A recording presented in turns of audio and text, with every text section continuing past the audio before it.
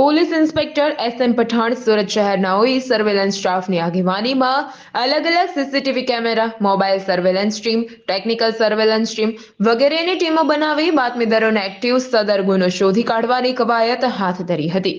આ દરમિયાન બનાવના 3 દિવસ બાદ ઇજાગ્રસ્ત કિશોર રવિદાસ ભાનમાં આવ્યા હતા, પરંતુ તેની સ્વરપેટી તથા શ્વાસનળીને ગંભીર ઇજાઓ પહોંચી હતી, જેથી બોલી શકવાની સ્થિતિમાં ન હોય અને ઇશારાથી તથા નોટ પેન આપીને બનાવની વિગત કાગળમાં લખી આપતા તેઓએ જણાવ્યું હતું કે બનાવના દિવસે સવારે પોતે મોબાઈલ ફોન ઉપર વાત કરતા રેસ્ટોરન્ટની બાજુમાં ખુલ્લી જગ્યામાં પેશાબ કરવા માટે ગયા હતા, ત્યારે બે અજાણ્યા ઇસમોએ રેસ્ટોરન્ટની ખુલ્લી જગ્યામાં આવી ગળાના ભાગે તીક્ષ્ણ હથિયાર વડે ઘા ઝીંકી મોબાઈલ ફોન છૂટવી નાસી ગયા હતા। રજૂ કરતા ફૂલડવર રેસ્ટોરન્ટની બાજુમાં આવેલ ચાની હોટલો તથા રેસ્ટોરન્ટના સીસીટીવી ફોટા ચેક કરવામાં આવ્યા હતા,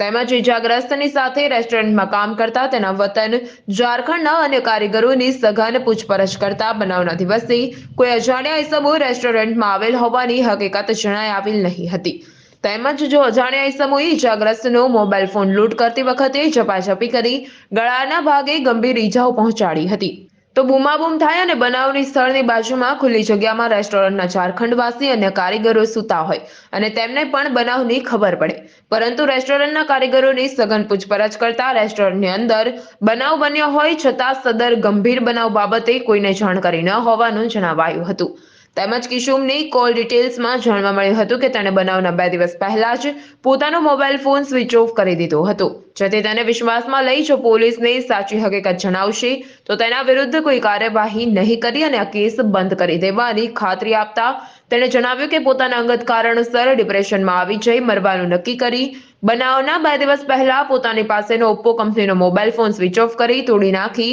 ફૂડ લવર રેસ્ટોરન્ટની પાછળ આવેલ પાર્ટી પ્લોટની પાછળ ખુલ્લી જગ્યામાં ફેંકી દીધો હતો અને બનાવના દિવસે વહેલી સવારે તેના સાથે કારીગરો સૂતા હતા તે વખતે રેસ્ટોરન્ટમાં શાકભાજી સમારવાનું ચાકુ લઈ જાતે જ પોતાનું ગળું કાપી આત્મહત્યા કરવાની કોશિશ કરી હતી। થોડા દિવસો પહેલા ડિંડોલીમાં એક એટેમ્પ્ટ ટુ મર્ડર આઈપીસી 307 મુજબનો ગુનો નોંધવામાં આવ્યો હતો। આ ગુના અનુસંધાને પોલીસે ઇન્વેસ્ટિગેશન શરૂ કર્યું હતું અને વિસ્તારમાં આસપાસ જે ટેકનિકલ ઇન્ફોર્મેશન હોય એ સીસીટીવી આ ઉપરાંત કેટલાક સાયદો ત્યાં આસપાસમાં રહેતા લોકો, કામ કરતા લોકોની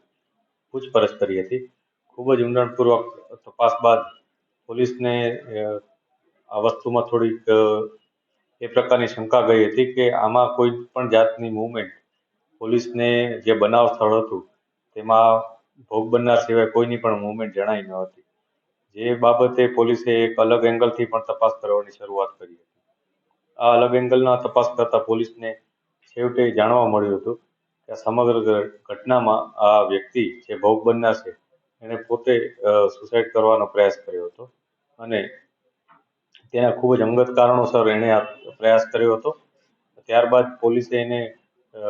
કન્વિન્સ કર્યા હતા અને એમની સાથે કાઉન્સેલિંગ કરી અને થોડીક ઇન્ફોર્મેશન પણ મેળવી હતી અને છેવટે તેમણે પોતે કબૂલ કર્યું હતું કે આ ઘટનામાં કોઈ પણ જાતનો બહારના વ્યક્તિએ કોઈ પણ જાતનો એના ઉપર